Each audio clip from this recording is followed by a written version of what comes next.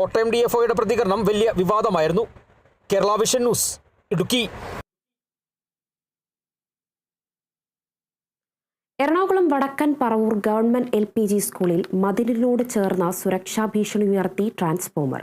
പ്രതിസന്ധിയിലായത് 200-ലധികം വിദ്യാർത്ഥികളും രക്ഷിതാക്കളും അധ്യാപകരും. സ്കൂളിന്റെ സമീപത്തുള്ള ട്രാൻസ്ഫോമറിന് സുരക്ഷാ വേലി ഒരുക്കണമെന്ന ആവശ്യം ശക്തമാണ്.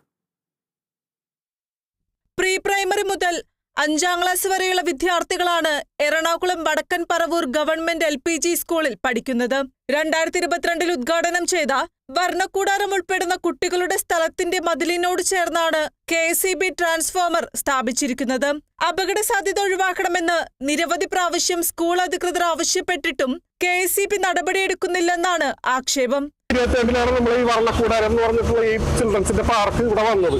അപ്പൊ അന്ന് തുടങ്ങി KSEB-യിലൊരു രേഖാമൂലം നമ്മൾ എഴുതി കൊടുത്തിട്ടുണ്ടായിരുന്നു. നടപടിയൊന്നും ഉണ്ടായിട്ടില്ല. അപ്പൊ അത് എത്രയും പെട്ടെന്ന് ഒന്ന് മാറ്റി കിട്ടിയാൽ ഇപ്പൊ പല വിദ്യാലയങ്ങളിലും ഇത് അപകടങ്ങൾ നടക്കണമല്ല. അപ്പൊ അതുകൊണ്ട് എത്രയും പെട്ടെന്ന് ഒന്ന് മാറ്റി കിട്ടുക. കുഞ്ഞു പിള്ളേരാണ് പഠിച്ചുകൊണ്ടിരിക്കുന്നത്. LKG മുതൽ 5ാം ക്ലാസ് വരെ പിള്ളേരാണ് പഠിക്കുന്നത്. അപ്പൊ അവർക്കത് ശരിക്കും നല്ലൊരു ഭീഷണിയാണത്. അപ്പൊ അതിന് എന്തെങ്കിലും ഒരു അപകടമില്ലാത്ത രീതിയിൽ ചെയ്യാൻ പറ്റും, മാറ്റി സ്ഥാപിക്കാൻ പറ്റും. അത്രയും വളരെ ഇത്.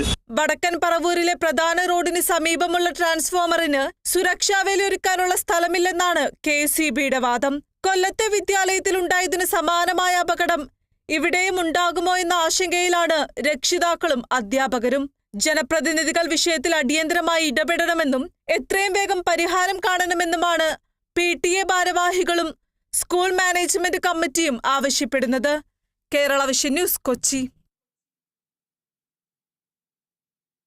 മറ്റൊരു പ്രധാനപ്പെട്ട വാർത്തയിലേക്കാണ്. കണ്ണൂർ കണ്ണവം പെരുവയിൽ വീടിനു മുകളിൽ മരം വീണ ഗൃഹനാഥൻ മരിച്ചു. ചെമ്പുക്കാവ് സ്വദേശി ചന്ദ്രനാണ്